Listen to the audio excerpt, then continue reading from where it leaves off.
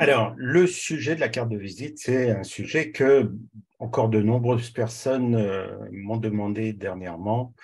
Donc, c'est pour ça que c'est un atelier que j'avais déjà animé, mais c'est vrai que c'est un sujet important quand même, parce que la carte de visite, en fait, c'est le premier outil de communication qu'on crée ou qu'on donne à quelqu'un, surtout quand on est soit sur un salon, dans une je sais pas, dans une rencontre avec d'autres personnes, etc. Donc, évidemment, l'échange de cartes de visite, c'est important. Il y a même certains pays, comme des pays asiatiques, où ne pas présenter une carte de visite, c'est un signe d'impolitesse, en fait.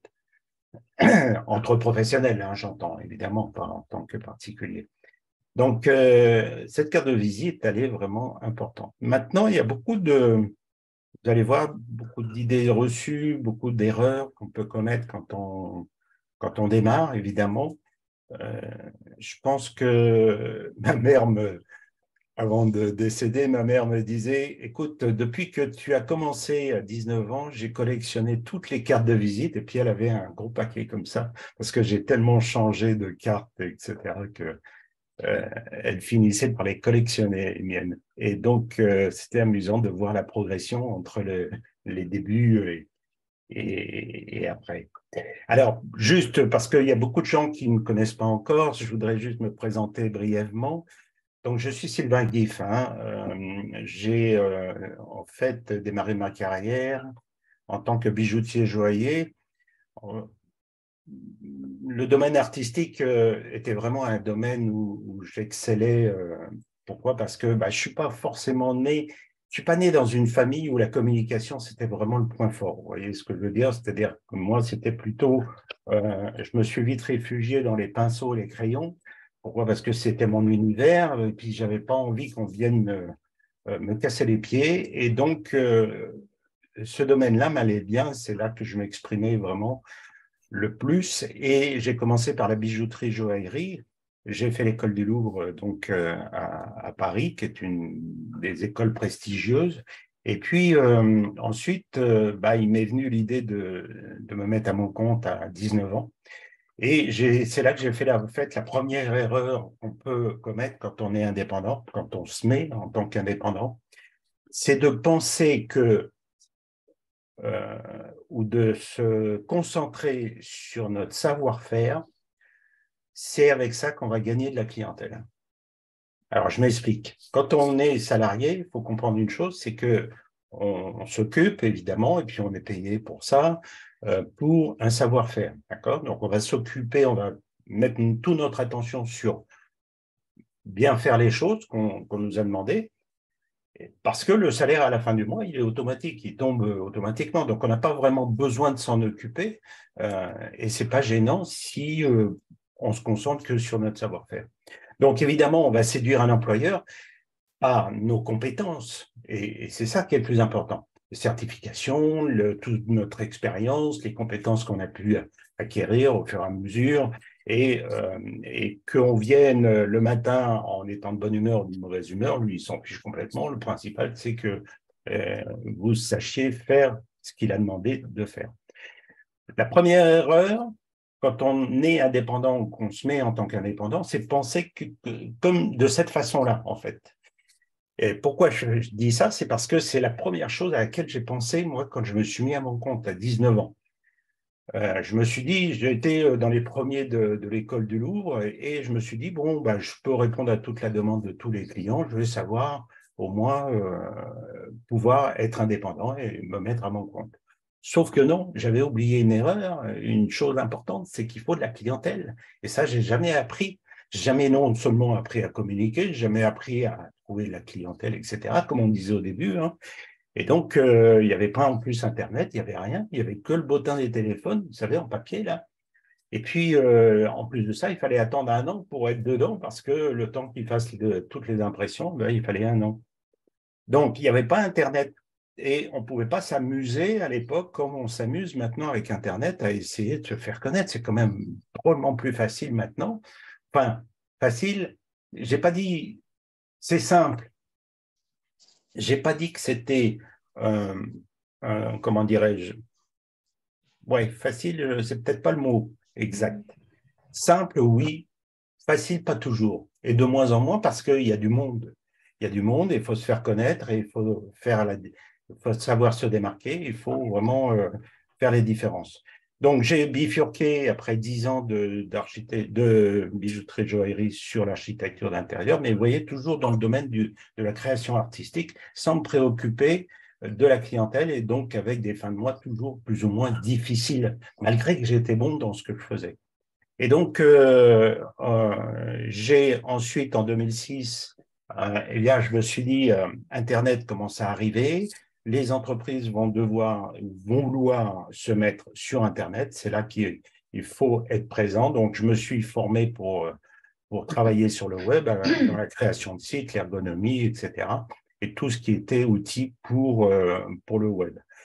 Et pour la communication, c'est là que ça a été mes débuts en fait en communication, grâce à ma, ma, ma, ma facilité à créer et à être dans le design. Et puis en 2014, eh ben, j'ai eu la chance de rencontrer un thérapeute qui lui enseignait cette technique de médecine amérindien ouais, de soins amérindiens. Et donc, et là, il m'a dit que j'ai besoin de quelqu'un qui m'aide à faire connaître une association qu'il avait créée pour aider les enfants de son pays. Et, euh, et je lui ai dit, ouais, moi, ça me branche tout à fait. J'adore les médecines douces depuis tout le temps.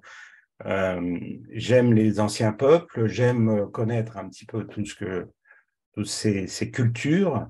Et donc, j'ai dit oui tout de suite et on a collaboré pendant plus de 7 ans, ouais, pratiquement 8 ans, ensemble pour créer tout un univers, un contexte au niveau, que ce soit identité, que ce soit créer du lien avec les gens, créer une clientèle, etc. Et donc, voilà, à la suite de ça, ben, je me suis dit, en rencontrant beaucoup de thérapeutes, en fait, pendant cette expérience-là, parce que j'ai organisé des séminaires pour lui en Europe, en France, en Belgique et en Suisse. Et donc, en rencontrant beaucoup de thérapeutes, je me suis rendu compte qu'ils avaient tous un point commun qui était pratiquement le même que le mien, c'est-à-dire que c'était la communication. Comment se faire connaître, comment se vendre, entre guillemets, et comment se créer une clientèle, comment vraiment communiquer et ça, c'était la grosse lacune que j'ai pu me rendre compte. Les thérapeutes ont tous une sensibilité qui est assez proche quand on est dans le monde de la création artistique. On est un peu du même genre. Et donc, je comprends tout à fait les problèmes que les thérapeutes peuvent rencontrer, et surtout au départ, parce qu'on n'est pas formé à la communication forcément. On ne sait pas, on ne connaît pas tous les rudiments, toutes les techniques, les pratiques, les astuces, etc. Et moi, depuis donc du coup 17 ans, eh bien, j'ai pu faire un peu tout le tour de ce que l'on peut faire et comment communiquer sur le web. Voilà, que ce soit par un site, que ce soit des outils de communication ou autres. Alors, je vais enlever un petit peu toutes les fenêtres là parce que entre le chat et voilà, et ça, j'y vois pas très clair. Alors, ce qu'il faut comprendre, c'est qu'il y a déjà 13 règles à suivre pour réussir à coup sûr vos cartes de visite. Alors, il y a deux questions à se poser déjà. Comment réussir les cartes, mais comment faire pour s'assurer de son efficacité? Ça, c'est euh, important. C'est pas quelque chose d'anodin, hein. J'ai dessiné un petit bout de papier parce que c'est bien souvent des fois ce qu'on fait quand on n'a pas de carte de visite et qu'on est dans une réunion avec des gens. On découpe un petit coin de la table en papier et puis on se dit bah, tiens, je te donne mon numéro de téléphone, etc. Mais c'est pas forcément une bonne idée de faire une bonne première bonne impression. Okay. Donc, alors, les erreurs, c'est quoi qui sont vraiment à éviter? Alors, je vous en ai mis quelques-uns. La liste est longue, hein, on pourrait en rajouter encore. Bah déjà, ce que j'ai pu voir, en tout cas de mon expérience, c'est que souvent, le logo, il est un peu pixelisé. Ou alors, on va avoir une image peut-être qui représente un logo, mais c'est très pixelisé, c'est-à-dire que la photo n'est pas bien de bonne qualité et du coup, ça fait du gros grain, c'est flou, c'est bon, c'est pas très, ça fait amateur tout de suite. Okay, donc, c'est vraiment important d'avoir quelque chose, un logo qui soit de bonne qualité. Alors, le logo, on va en parler hein, parce que ce n'est pas vraiment pour moi le plus important. Ce n'est pas ce qui est primordial.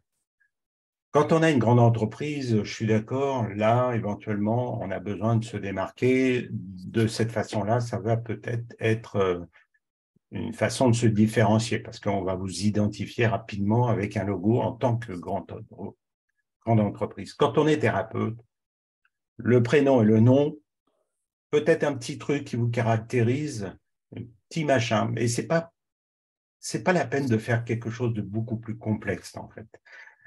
Pourquoi? Parce que c'est vous, en tant que thérapeute, qui allez séduire le client. C'est plus la même chose que quand on est salarié. C'est plus les diplômes, les machins, etc. et tout. Bon, c'est vous, en tant que personne, qui allez séduire le client. Ça, c'est très important. Je le dis toujours dans mes accompagnements. Euh, l'état d'esprit, ce qu'il faut comprendre quand on est indépendant, et je m'en suis rendu compte quand j'avais 19 ans, justement, c'est que je suis premier à l'école du Louvre, ils s'en fichaient, les gens. Hein. Par contre, moi, mon contact, ils aimaient ça.